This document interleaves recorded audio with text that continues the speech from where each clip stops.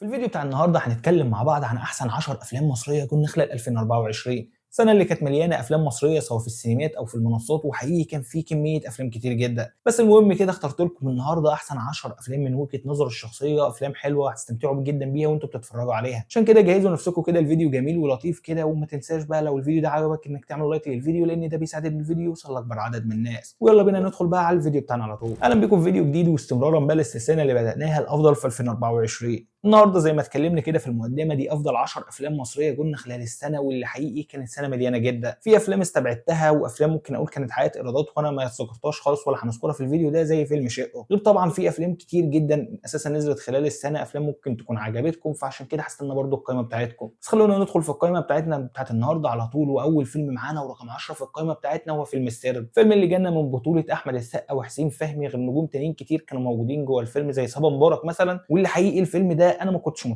عمري ما توقعت ان فيلم حربي كده من الجيش برضو ان هو يبقى ممكن اقول لفت انظاري قوي. واول ما اتفرجت عليه كنت منزله ان هو بس شويه وقت وبعديه، بس لقيت نفسي كده جوه الفيلم مستمتع جدا بيه. الفيلم اللي اتاخر لنا اساسا سنين من 2019 لحد دلوقتي، فحقيقي الفيلم كان يستاهل ممكن ان الواحد يستناه. فيلم كان لطيف جدا، اكيد ما رقاش للمستويات الكبيره قوي قوي، بس رغم كده الواحد بصراحه استمتع جواه وحطه من ضمن افضل 10 اعمال شفتهم السنه دي. اما رقم 9 معانا هو فيلم كمان كان مفاجاه معانا في السنه، هو فيلم مأسوف. فيلم اللي جانا من بطوله ليلى علوي وشيرين رضا وسام ابراهيم. يعني الواحد كده للوهله الاولى اما شفت الفيلم ده قبل ما ينزل في السينمات قلت الفيلم ده لا يمكن ينجح في السينمات. حقيقي ما كانش عندي تصور ازاي هم ممكن يعملوها، ازاي ممكن الناس تدخل السينمات عشانهم، وده للاسف اللي حصل. في ناس كتير جدا ما دخلوهوش السينما، وناس كتير جدا ممكن اقول استقلوا بالفيلم. وانا كنت مدرك ان الفيلم ده في الاغلب هيكون حلو من الاعلان بتاعه، وللاسف انا ما اقدرش ان ادخله. بس لما نزل لقيت ناس فعلا كتير بتتكلم عليه، ورغم كده اساسا كانت المؤشرات الاوليه بتقول ان الفيلم ده هيكون حلو جدا، لان الناس اللي دخلته في السينما اصلا في وقتها كانوا قالوا ان هو فيلم حلو وفيلم مختلف وفيلم لذيذ. وده فعلا اللي حصل لما نزل كده والناس قعدت بقى تتفرج عليه، لقوا نفسهم معجبين بالفيلم، بالاداءات اللي بتتقدم جواه، بالبطوله النسائيه الكبيره شويه دي. وحقيقي استمتعنا بكل اجواء الفيلم. ونروح بقى للفيلم رقم 8 معانا النهارده، وهو فيلم انا وابن خالتي. الفيلم اللي جانا من بطوله سيد رجب وبيومي وفؤاد ونجوم تانيين شباب كانوا معاهم جوه احداث الفيلم ده. واللي حقيقي ممكن اقول لكم الفيلم برده كان مفاجاه بالنسبه لي. انا حقيقي معظم الافلام المصريه اللي انا ذاكرها في الفيديو ده هي كانت مفاجاه بالنسبه لي كده، او معظمها مفاجاه، لاني ما كنتش متوقع منها الحاجه الكبيره، ولقيت منها حاجات كده بسيطين شويتين. ده اللي موجود فعلا جوه الفيلم ده بالفكره او بالقصه بتاعت الفيلم ذات نفسه، بعيدا بقى عن الاداءات التمثيليه واي حاجه تانية. لا، قصه الفيلم والهدف منه، فكره انا وابن خالتي، المقارنه اللي بتحصل ما بين الاثنين دي، عارف انت، قدروا يوصلوها لي بشكل جامد جدا. حقيقي كنت متعاطف بيها. الفيلم ده ما كنتش داخله اساسا باي توقعات، وطلعت منه وانا معجب بيه. عشان كده حطيته رقم 8 معانا في القائمه دي. اما الفيلم بقى رقم 7 اللي معانا النهارده هو فيلم ليه تعيش الواحده. واحد من الافلام اللي اتظلمت برده في السينمات ان ما بيلاقوش فيها اقبال كبير للناس، واللي تقريبا الفيلم ده اتشال بعد اسبوعين من عرضه، ونزل برده على طول بعديها على المنصات عشان الناس تكتشف ان الفيلم ده فيه اجواء مختلفه، اجواء شاعريه ممكن اقول حببت ناس كتير قوي فيه. فيلم بجد كده كان الواحد نفسه ان هو يدخله في السينمات، ورحت فعلا السينما، بس للاسف عشان ما فيش ناس الحفله اتلغت. ودي من الحاجات كده اللي خلتني محبط شويتين، لان الفيلم كان من اعلانه باين كده ان في نوع مختلف، فيه طابع مختلف جوه الفيلم ده. بجد كان نفسي ان الواحد يسمعه. بس ممكن اقول لكم ان الوقت ده جه بعديه على طول، لان زي ما بقول لكم الفيلم اتوفر على المنصات وفعلا عجب ناس كتير جدا. عشان كده الفيلم ده موجود في القائمه بتاعتنا النهارده، واحد من الافلام كده اللي هتتاثروا اكيد بالقصه بتاعته. اما بقى الفيلم رقم 6 اللي معانا، هو بقى فيلم من الافلام الكوميديه الحلوه قوي خلال السنه كلها، واللي جاي لنا من بطوله هشام ماجد، اللي اعتقد متالق جدا خلال السنه دي باكتر من عمل سواء مسلسلات او افلام.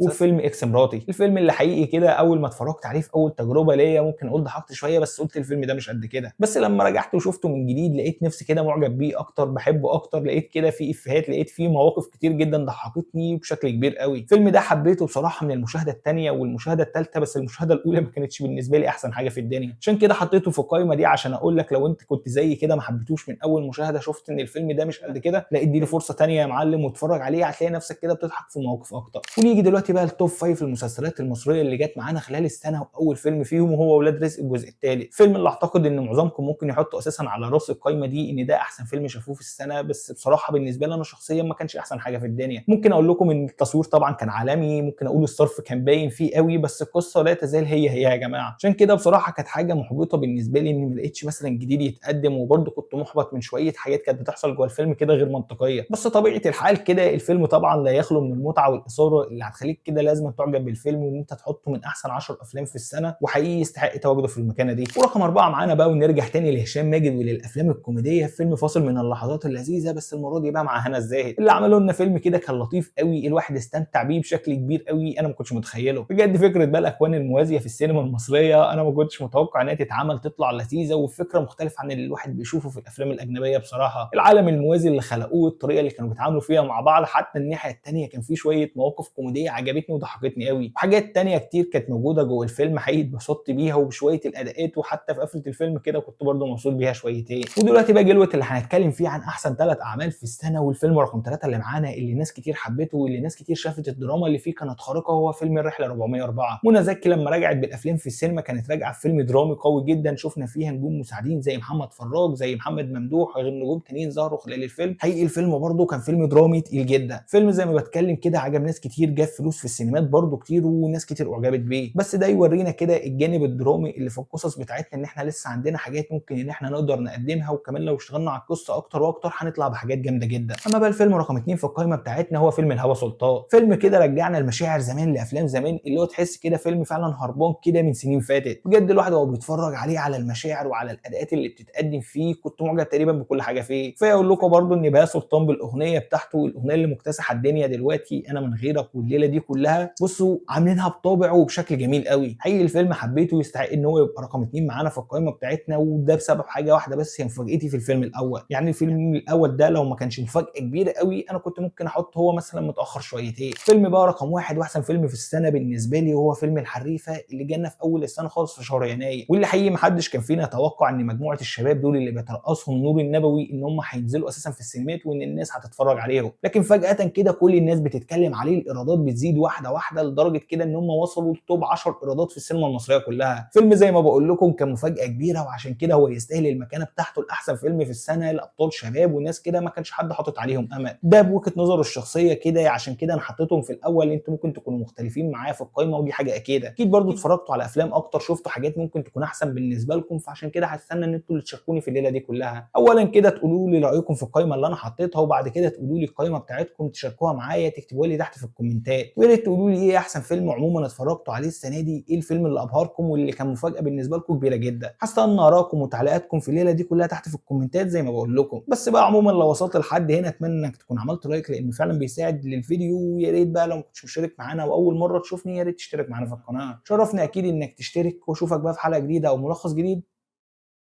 سلام.